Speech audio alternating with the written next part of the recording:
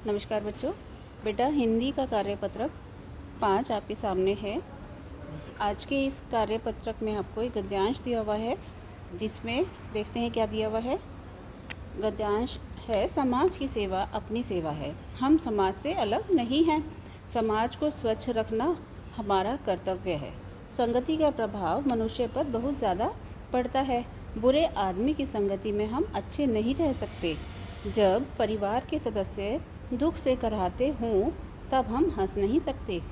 अगर हमें अपने आप को सुखी रखना है तो अपने परिवार और पड़ोस को भी सुखी रखना पड़ेगा। परिवार और पड़ोस भी उसी समाज के अंग हैं जिसके हम सदस्य हैं। कुछ लोगों को यह शिकायत रहती है कि समय की कमी के कारण वे समाज की सेवा करने में असमर्थ हैं। यह शिकायत निराधार है। आपका पड़ोसी बुखार से तप रहा है और आप फिल्मी गानों का आनंद ले रहे हों, यह तो कदापि उचित नहीं है। आपका कर्तव्य है कि उस पड़ोसी के कष्ट दूर करने के लिए आपसे जो भी बन सके अवश्य करें।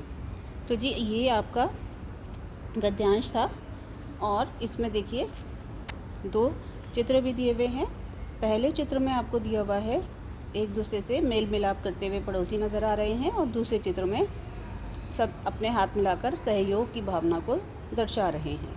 तो आइए उसके बाद प्रश्नोत्तर देखते हैं। पहला प्रश्न है, मनुष्य पर किसका प्रभाव अत्यधिक पड़ता है। तो हमने यहाँ गद्यांश में देखा था कि संगति का समाज की संगति का प्रभाव मनुष्य पर सब बहुत ज़्यादा पड़ता है। ठीक है, तो ये आप यहाँ से कर सकते हैं। उसके बाद अगला प्रश्न है कि आपके अनुसार हम किस स्थिति में हंस नहीं सकते। ऐसी कौन सी स्थिति है जब हम हंस नहीं सकते। तो जब परिवार के सदस्य दुख से कराहते हों तब हम हंस नहीं सकते, है ना। जब एक पड़ोसी जो हमारा परिवार समान है अगर वह दुखी है तो भी हम हंस नहीं सकते। उसके बाद अगला प्रश्न 3, स्वयं को सुखी रखने के लिए हमें क्या करना चाहिए। तो देखिए यहाँ से कि स्वयं को सुखी करने के लिए हमें क्या करना पड़ेगा कि हमें अपने आप को सुखी रखना है तो अपने परिवार और पड़ोस को भी सुखी रखना पड़ेगा। तो तीसरा प्रश्न यहाँ से किया जा सकता है। उसके बाद चौथा प्रश्न है आपका एक गतिविधि प्रश्न, जिसमें आपको बताना है कि आपके विचार से हम किन किन तरीक़ों से अपने पड़ोसियों की व अपने समाज की सहायता कर सकते हैं। इस गतिविधि को करने के लिए आप बड़ों का सहारा भी ले सकते हैं, और कुछ चीज़ें यहाँ पर आपको मैं भी बता रही हूँ। तो देखते हैं क्या लिखा है मैंने। तो पड़ोसियों से अच्छा संबंध बनाना ज़रूरी है। अगर पड़ोसियों के साथ हम अच्छा संबंध बनाएंगे तो वो भी बुराइयों का खात्मा होना है और समाज की सहायता के रूप में ही लिया जा सकता है। बीमारी या अन्य परेशानियों में सहायता करके, अगर कोई पड़ोसी बीमार है या उसको हमारी आवश्यकता है तो हम उसकी सहायता ज़रूर कर सकते हैं। और तीसरी बात, पड़ोस को साफ़ सुथरा व हरा भरा रखकर भी हम अपने पड़ोस और समाज की सहायता कर सकते हैं। उससे प्रदूषण भी कम होता है। ठीक है जी।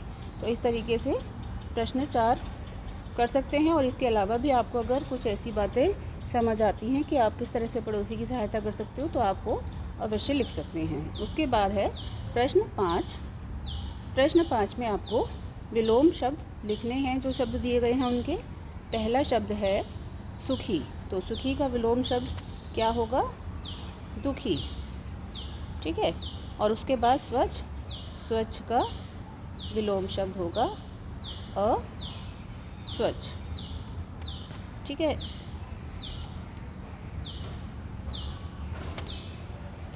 तो इस तरीके से आप इस वर्कशीट को कंप्लीट कर सकते हैं, पूरा कर सकते हैं। ठीक है बच्चों। उसके बाद संदेश आज का, नियमित रूप से अपने हाथों को साबुन और पानी से धोते रहें, साफ रहें और बीमारियों से बचे रहें। बेटा अगर इस वर्कशीट से संबंधित कोई भी प्रश्न आपको पूछना है तो आप कमेंट बॉक्स में उसके लिए आप मुझे बता सकते हैं, आपको उत्तर दे दिया जाएगा। ठीक है। आज की वर्कशीट में इतना ही।